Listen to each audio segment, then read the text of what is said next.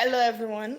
Welcome to my live. And yes, as you all know, we were supposed to have finished this book, honestly, but then I don't know if you can see it.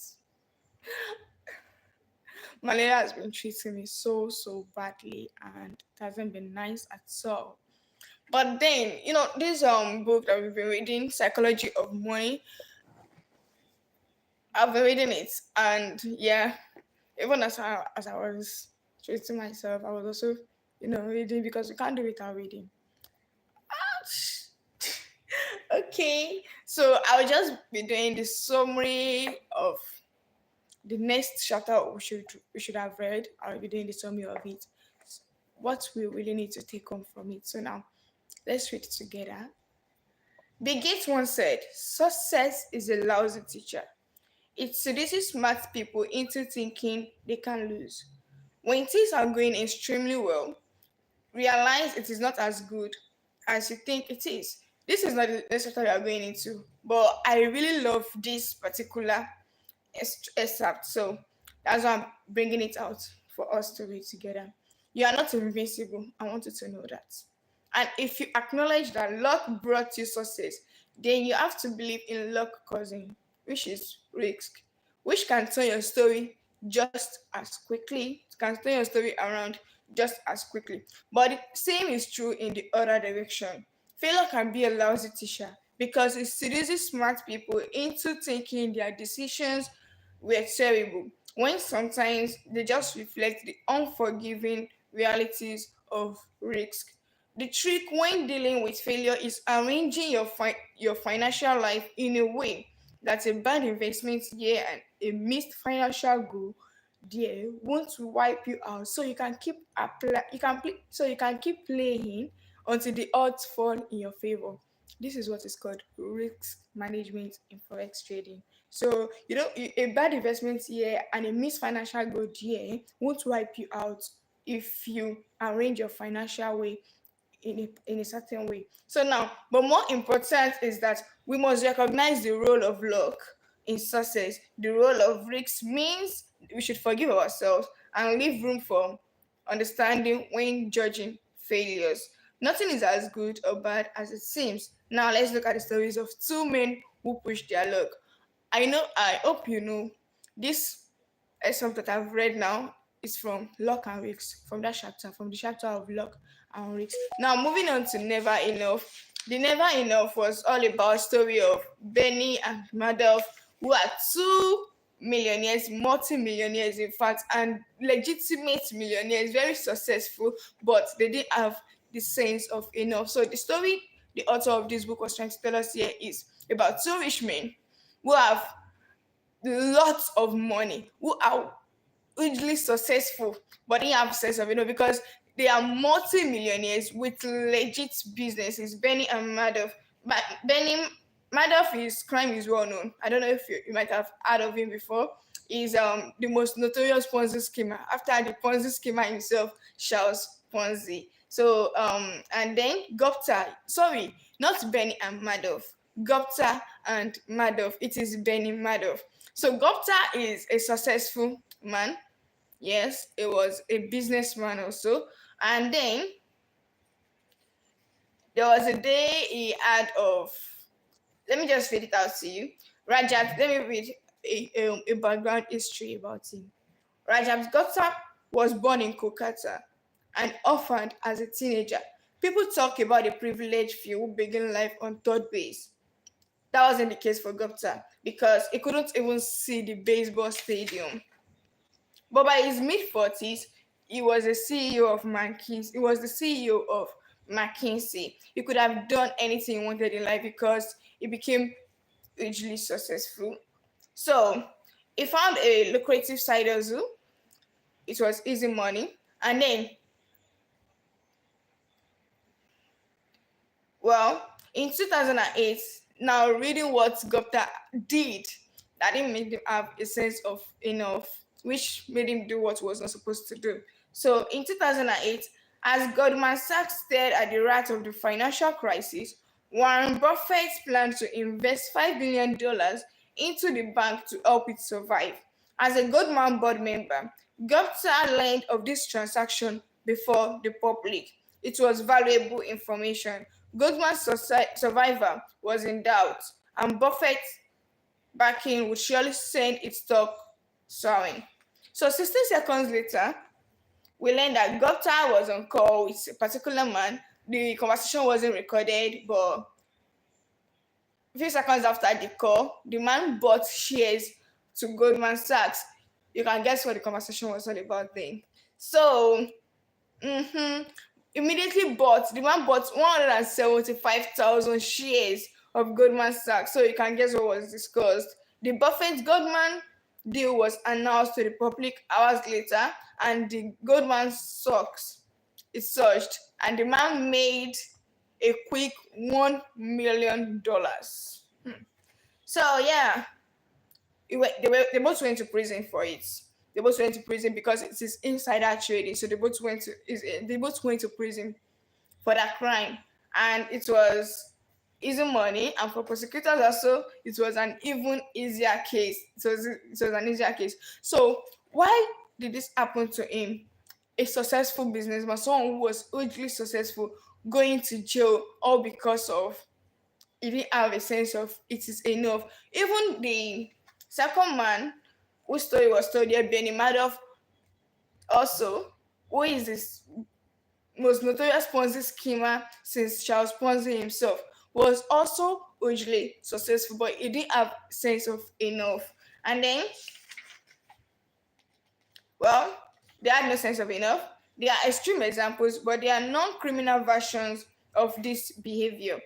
The hedge fund long-term capital management was staffed with traders personally worth tens and hundreds of millions of dollars each, with most of their weight invested in their own funds. Then they took so much risk in the quest for more that they managed to lose everything. They managed to lose everything in their quest for more because they didn't have sense of enough. So right now, our take home from this chapter, even without going deep into it, is that let's all have a sense of enough.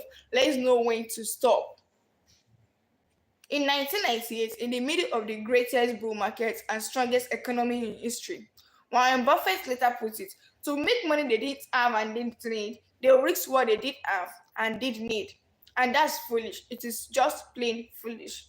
If you risk something that is important to you for something that is unimportant to you, it just does not make any sense.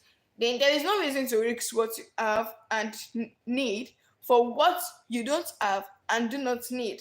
It is one of those things that is as obvious as it is overlooked. Few of us will ever have $100 million as Gupta or Madoff did. They had that much money. But a measurable percentage of those reading this book will, at some point in their life, at some point in my life, yeah, I definitely earn a salary or have a sum of money sufficient to cover every reasonable thing they need and a lot of what they want. If you're one of them, remember a few things. One, the hardest financial skill is getting the goalpost to stop moving, but it is one of the most important. If expectations rise with results, there is no logic in striving for more because you will feel the same after putting in extra effort. It gets dangerous when the taste of having more, more money, more power, more prestige, increases ambition faster than satisfaction. In that case, one step forward pushes the goalpost 2 steps forward. You feel as if you are falling behind, and the only way to catch up is to take greater and greater amounts of risk. Modern capitalism is a pro at two things: generating wealth and generating envy. Perhaps they go hand in hand.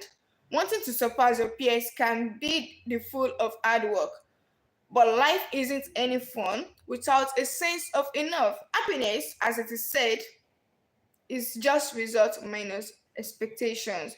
Number two says social comparison is the problem here. Consider a rookie baseball player who earns $500,000 a year. He is by any definition rich. But say he plays on the same team as Mike Trout, who has a 12-year, $430 million contract. By comparison, the rookie is broke. But then think about Mike Trout, 36 million. $36 million per year is an insane amount of money. But to make it on the list of the top 10 highest paid hedge fund managers in 2018, you needed to learn at least $340 million in 1 year. That's who people like Schwarzman compare their incomes to. And the hedge fund manager who makes $340 million per year compares himself to the top 5 hedge fund manager who earned at least $770 million in 2018. I hope you're getting the logic. Those top managers can look ahead to people like Warren Buffett, whose personal fortune increased by $3.5 billion in 2018. And someone like Buffett could look ahead to Jeff Bezos, whose net worth increased by $24 billion in 2018, a sum that equates to more per hour than the rich baseball player made in a full year. The point is that the ceiling of social comparison is so high that virtually no one will ever have it, which means it is a battle that can never be won, or that the only way to win is to not fight to begin with. To accept that you might have enough, even if it is less than those around you. A friend of mine makes an annual pilgrimage to Las Vegas. One year, he asked the dealer, "What games do you play? And what casinos do you play in?" The dealer, stone cold serious, replied, "The only way to win in Las Vegas casino is to exit as soon as you enter." That's exactly how the game of trying to keep up with other people's wealth works. Number three, enough is not too little. Enough is not too little. The idea of having enough might look like conservatism, leaving opportunity and potential on the table. I don't think that's right. Enough is realizing that the opposite, an insatiable appetite for more, will push you to the point of regret. The only way to know how much food you can eat is to eat until you are sick. Few try this because vomiting hurts more than any meal is good. For some reason, the same logic doesn't translate to business and investing, and many will only stop reaching for more when they break and are forced to. This can be as innocent as burning out at work or a risky investment allocation you can't maintain. On the other hand, there is Raj at Gupta's and Benny Madoff's in the world who resort to stealing because every dollar is worth reaching for, regardless of consequence. Whatever it is, the inability to deny a potential dollar will eventually catch up with you. Number four, there are many things never worth risking, no matter how the potential gain. After he was released from prison, Rajat Gupta told the New York Times he had learned a lesson. He said, "Don't get too attached to anything, your reputation, your accomplishments, or any of it. I think about it now. What does it matter? Okay, this thing unjustly destroyed my reputation. That's only troubling if I am so attached to my reputation." That was what he said. So now, this seems like the worst possible takeaway from his experience. And what I imagine is the comforting self justifications of a man who desperately wants his reputation back but knows it is gone. Honestly, I also can imagine that. You can't tell me you're not attached to your reputation and you couldn't let go. Reputation is invaluable. Freedom and independence are invaluable. Family and friends are invaluable. Being loved by those who you want to love you is invaluable. Happiness is invaluable. And your best shot at keeping these things is knowing when it is time to stop. Taking risks might harm them, knowing when you have enough. The good news is that the most powerful tool for building enough is remarkably simple and doesn't require taking risks that could damage any of these things. That's the next chapter. So we are done with never enough. And the next one would be confounding, compounding. Thank you so much for reading with me. This is what we'll be stopping for today. So I don't know if you want us to read the next one live, you can comment, you can tell me in the comment section, or if you want it to be a normal video that we upload. Bye. See you all. That's our next trading. Take care of yourself. Take good care of yourself. Take good care of your health. Health is wealth. Remember that. And yes, how did I forget this? This should have been the beginning of my video. Forgive me, Nigerians. Happy Independence to Nigerians, to we Nigerians. Happy Independence to us. See you at my next video. Bye.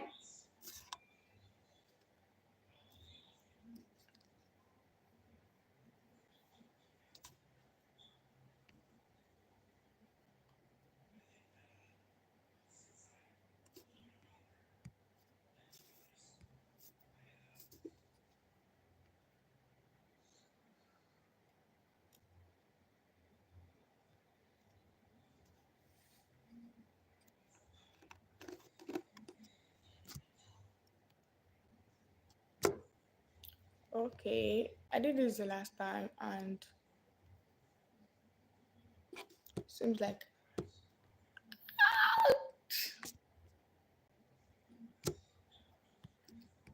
okay. Yes.